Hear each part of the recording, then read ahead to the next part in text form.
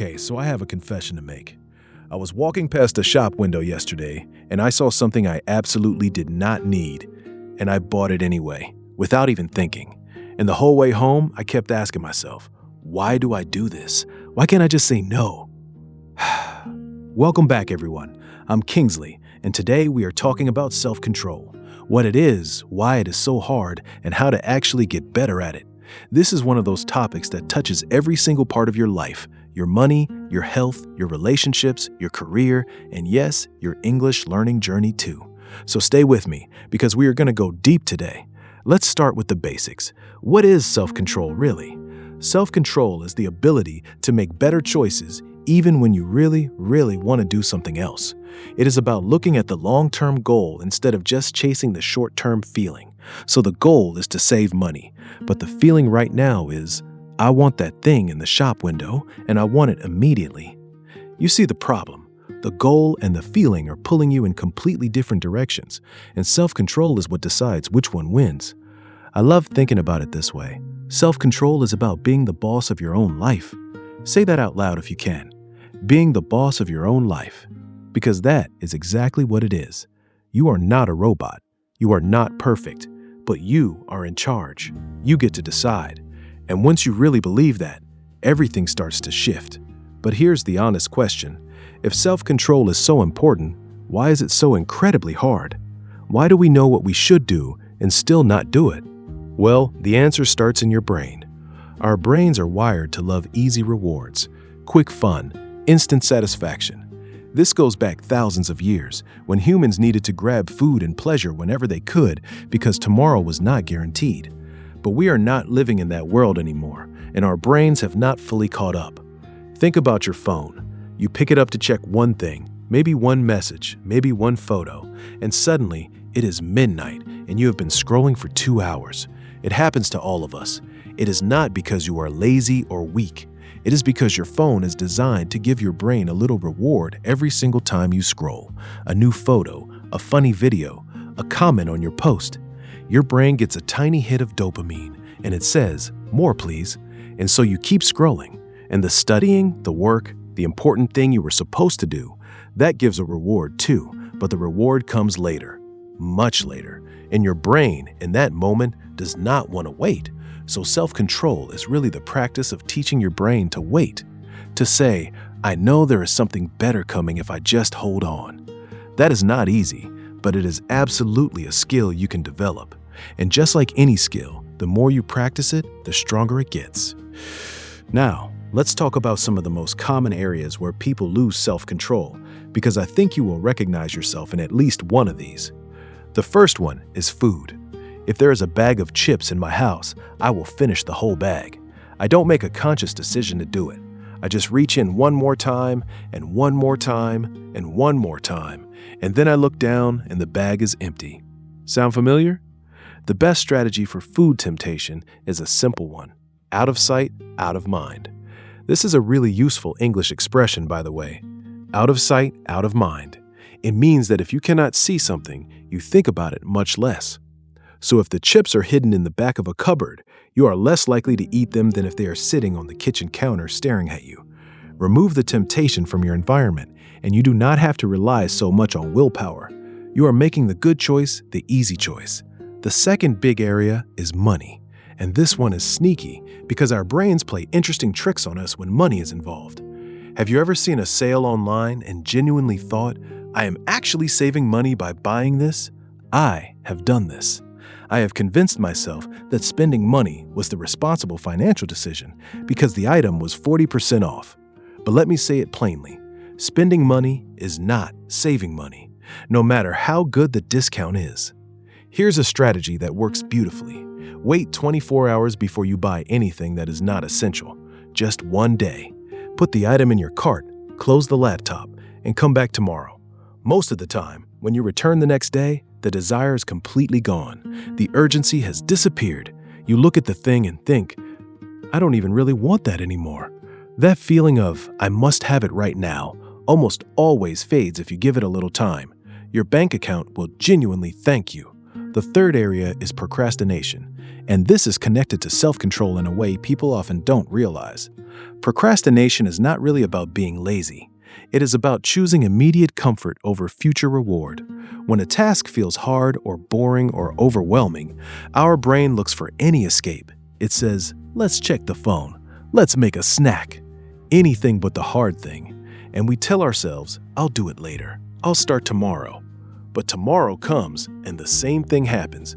And suddenly, a week has passed and nothing has been done.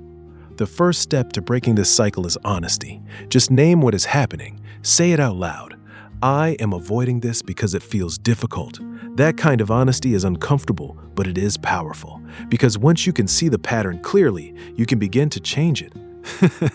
Now, here's a question that surprises most people. Is self-control the same thing as motivation? And the answer is no. They are completely different things, and confusing them is one of the biggest mistakes people make. Motivation is a feeling. It comes and goes like the weather. Some days you wake up energized, ready to take on everything. Other days, you just want to stay in bed. And both of those days are normal. The problem comes when people say, I will study when I feel motivated. Because if you are waiting to feel motivated, you are going to be waiting for a very long time on a lot of days. Self-control is different.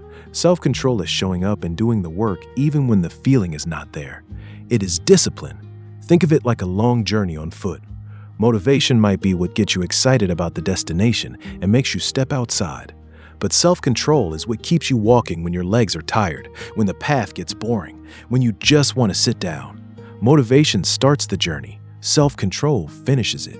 And when you build this kind of discipline, you stop depending on how you feel. You just do the thing. And that is genuinely one of the most freeing experiences a person can have.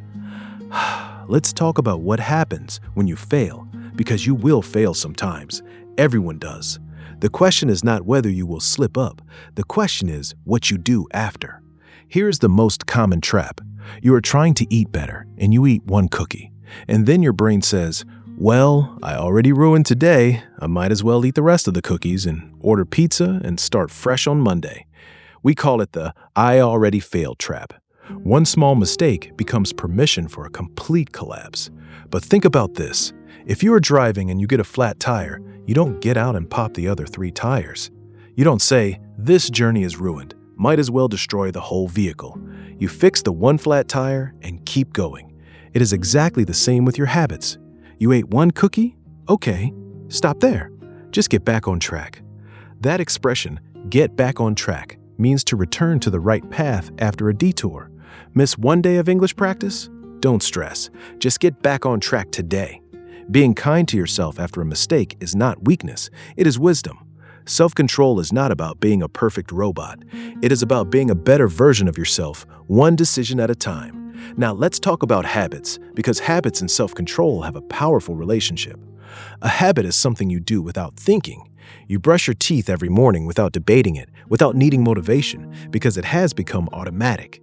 If you can make your good behaviors into habits, you free up so much mental energy. Your brain just does the thing. Imagine if you always sat down to study English at the same time every day. At the beginning, you might have to push yourself, but after a few weeks, your brain starts to expect it. It becomes part of your routine. The habit does the work of the self-control, and it costs you almost nothing. But here's the key. Start incredibly small. This is where most people go wrong. They get motivated, decide to transform their life completely, and try to do everything at once. 3 hours of study, daily exercise, no sugar, wake up at 5 a.m., and for 3 days it goes well, and then life happens and the whole system falls apart because it was too much, too fast. Start with 5 minutes. 5 minutes of English a day. That is your only commitment at the beginning.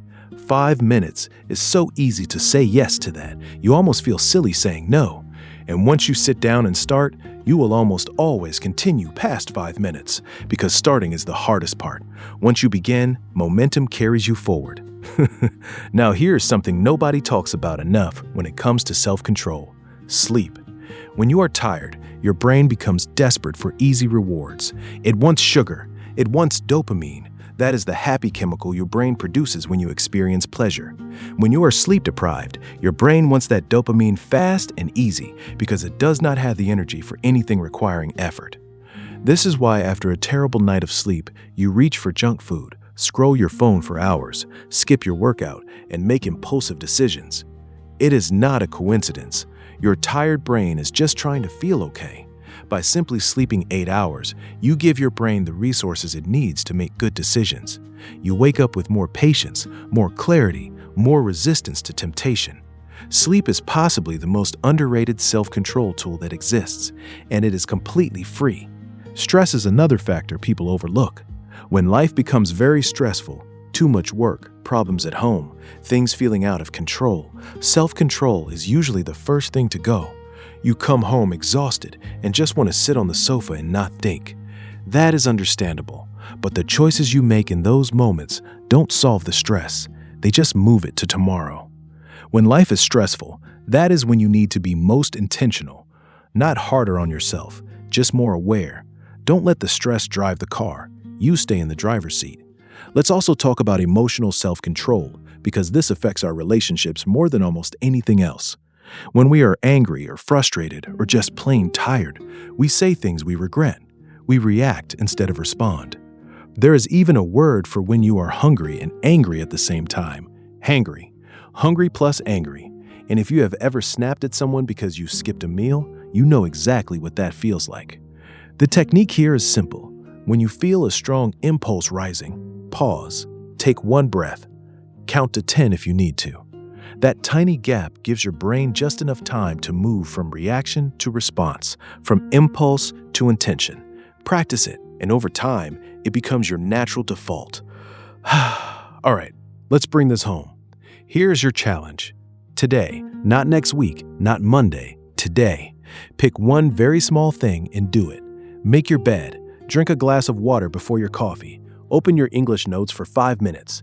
Call it your small win for the day. Because small wins matter more than people realize. Each one sends a message to your own brain.